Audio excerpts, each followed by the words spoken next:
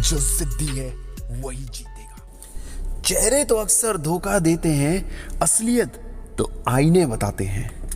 जब भी कभी दुश्मन हमारी लाइफ में आता है तो हमें बताकर नहीं आता कि मैं अब तुझ पे वार करने वाला हूं, जरा बच के रहियो, मैं अब तेरे ऊपर प्रहार करने वाला हूं, जरा संभल जाइयो। कभी दुश्मन आपको ये नहीं बताएगा कि मैं तुझ पे अब प्रहार करूंगा और इसके लिए तू सतर्क रहियो।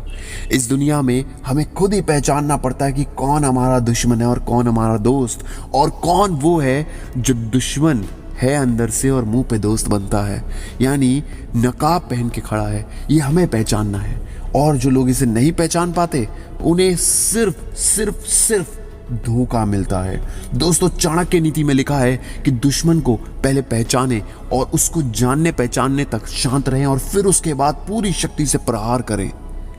आज के दिनों में भी ये चीजें अप्लाई होती हैं। मैं आपको बताऊंगा कि दुश्मन को उसकी औकात कैसे दिखाएं, कैसे उससे बदला लें, कैसे बिना बिना हिंग लगे, बिना फटकरी लगे, बिना कोई ताकत लगाए, सिर्फ अपने दिमाग की ताकत से कैसे आप दुश्मन पे जीत सकते हैं। दोस्तों, इस मोटिवेशनल वीडियो को लाइक करना बिल्कुल मत भूलना।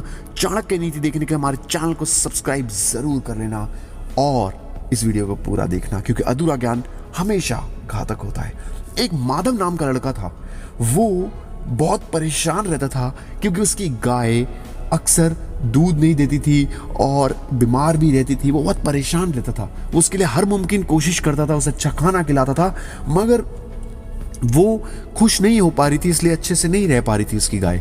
अब ऐसे में वो परेशान एक दिन अपनी बीवी से बोलता है कि मैं इसको रोज पीछे अपने घर के बांधता हूँ, मैं सोचता हूँ इसे आगे बांध दूँ, और आगे बांध दूंगा तो मैं भी शायद ये खुश रहे और फिर ज़्यादा अच्छे से रहे, सब कुछ सॉर्टेड सीन रहेगा। अब ऐसे में माधव अपनी गाय को आगे बांधना शुरू करता है और अपनी वाइफ को बता देता है कि देखो, मैं आगे तो इसे बांध रहा हूँ, मगर तुम किसी को बताना मत, कहीं ऐसा ना हो कि इसे चोरी कर ले कोई। अब वो, उसकी वाइफ तो वाइफ है, उसके पेट में कुछ पचा नहीं, उसने अपनी एक पड़ोसन दोस्त को बता दिया कि ऐसे ऐसे, और हम अब गाय को आगे बांध रहे हैं, शायद अब दूध देने लग जाए, शायद अब खुश रहे, शायद अब बीमार ना रहे, हम इसलिए उसे घर के आगे बांध रहे हैं। आगे थोड़ी सेफ्टी का इशू है, तुम भी थोड़ी मेरी गाय पे नजर रखना, कहीं वो बीमार ना पड़ जाए या फिर कोई इसको चोरी करके ना ले जा रहा हो तो मुझे बता देना सहेली। अब वो दोस्त, जो उसकी सहेली पड़ोसन दोस्त थी, वो सुन के बड़ा खुश हो गई, क्योंकि उसका पति तो चोर था, उसका काम ही चोरी करना था। ऐसे में उसकी वाइफ ने माधव की एक लूप होल और बता दिया कि मैंने अपनी गाय के अंदर गले में घंटी और बांध रखी है, कल को अगर वो भागेगी रात को तो मुझे पता लग जाएगा। ऐसे में सारी बातें सुनकर उसकी पड़ोसन ने अपने पति को बताया। पति ने समझ लिया, जिसका नाम राघव था, वो समझ चुका था कि इसे चोरी कैसे करना है। उसने अपने 2-3 दोस्त बुलाए और एक रात को गाय को चोरी करने का पूरा प्लान बना लिया और फटाफट आ गया रात को गाय को चोरी करने के लिए। उसने फटाफट आके कैंची मारी, गाय की घंटी निकाली और पूरब दिशा में भागना शुरू कर दिया और पश्चिम दिशा में गाय को लेकर चलने लगा। अब घंटी की आवाज सुन के माधव और उसका परिवार सारा घंटी की आवाज की तरफ भागने लगा पूरब दिशा में, जबकि गाय एक्चुअली में जा रही थी दूसरी दिशा में। अब ऐसे में अंत में उन्हें कुछ भी नहीं मिला। आखिरी में एक जगह घंटी पड़ी मिली और उस घंटी को लेके वो घंटी बजाते हुए घर आ गए। दुश्मन ने बुरी तरह गति पहुंचा दी, क्षति पहुंचा दी, सब कुछ नष्ट कर दिया। अब ऐसे में वो बड़ा परेशान, अब कैसे करूं, मेरे को तो अपने खेत में सिंचाई भी करनी है। मैंने अपनी वाइफ को बताया, किसी और को बाहर को बताया नहीं। जरूर यकीनन किसी ऐसे इंसान ने चोरी करी है जिसे घर के भेद सारे पता हो। माधव थोड़ा समझदार था, इसलिए इस बात को बहुत अच्छे से समझ गया। एक दिन उसने नोटिस करा कि उसकी पड़ोसन बार बार उसकी वाइफ से पूछ रही है कि तुम्हारी गाय चलेगी, कुछ पता लगा चोरों का? तो वो कहती, हाँ मैंने बोला है 2-4 लोगों को, शायद पता लग जाए, शायद पता लग जाए। उसके ऐसे इंटरेस्ट को देख के माधव को उस पर बहुत ज़्यादा शक हो गया।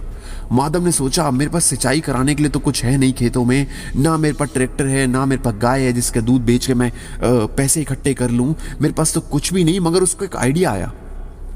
एक दिन उसने अपनी वाइफ से बोला, तुम्हें पता है क्या, मेरे पास कुछ सोने की अशर्फियाँ हैं, कुछ सोने के सिक्के हैं, मैंने उनको हमारे खेतों में 1 फुट अंदर गाड़ दिया। उसकी वाइफ खुश होगी, तुम्हारे पास पैसा, तुमने मुझे बताया क्यों नहीं?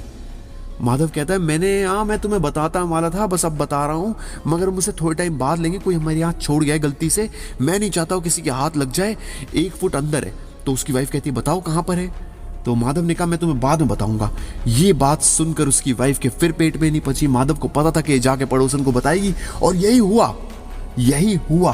वो उसने जाकर अपनी पड़ोसन राघव के पति को बता दिया, पत्नी को बता दिया कि भाई देखो ऐसा ऐसा है, मेरे पति ने तो सोने की सरफियाँ जोड़ी है, बहुत जल्द हम बहुत अमीर बनने वाले हैं, कुछ दिनों की बात है। अब ये बात सुन के उसके तो कान खड़े हो गए राघव की बीवी के। राघव की बीवी ने फटाफट अपने पति राघव को बताया। राघव ने फिर अपने दोस्तों को बुलाया और एक रात को फटाफट खेतों में पहुंचा। पूरे 1.5 फुट 2 फुट खुदाई करके सारे खेतों को सींच दिया, अच्छे से देख लिया, कहीं पर भी मगर उसे सोने की सरफियां नहीं मिली। मगर माधव का भला जरूर हो गया। जिस खेत को सींचने के लिए उसे पैसे लगाने की जरूरत पड़ने वाली थी, वो पैसा उसका बच गया और उसने अपने खेतों पे फिर गेहूं वेहूं उगाया, सरसों उगाया और उससे पैसे वैसे कमा के अपनी लाइफ को थोड़ा सॉर्टेड कर लिया। दुश्मन पे उसने बिना कोई मेहनत करे ही उसको परास्त भी कर दिया, उससे बदला भी ले लिया और उससे विजय भी पा ली और अपने काम को भी निकलवा लिया। दोस्तों, इसी प्रकार हम अपने दिमाग का इस्तेमाल करके जिंदगी में किसी पे भी विजय पा सकते हैं, किसी पे भी जीत पा सकते हैं। सबसे पहली चीज जो चाणक्य नीति में लिखी है और आपको अप्लाई करनी है कि दुश्मन को कभी भी कमजोर ना समझे। हम अक्सर सोचते हैं कि दुश्मन हमारा कमजोर है, क्या फायदा। दुश्मन से मतलब दोस्तों हमारा काम भी है। कई बार हम सोचते हैं हम काम को कल कर लेंगे, क्या दिक्कत है, अभी तो बहुत टाइम है, और पता लगता है वो दिन आ जाता है वो काम नहीं हो पाता। हर वो चीज जो हमें आगे बढ़ने से रोक रही है वो भी हमारा दुश्मन है। एक असली मर्द हमेशा ये चीज याद रखता है कि कभी भी अपने दुश्मन को अपने से ऊपर नहीं बढ़ने देता, अपने ऊपर हावी नहीं होने देता, और जिस दिन वो उसको हावी होने देता है उसी दिन उसका पतन होना शुरू हो जाता है। दोस्तों, अगर आपको दुश्मन पे विजय पानी है तो हमेशा इस चीज को याद रखें कि उसको कमजोर ना समझे, हमेशा मेहनत करते रहें। हो सकता है आज आपको दिक्कत आए मगर कल कामयाबी जरूर मिलेगी। दोस्तों, दूसरी चीज है वक्त बलवान है। आज जो ताकतवर है कल वो कमजोर भी हो सकता है।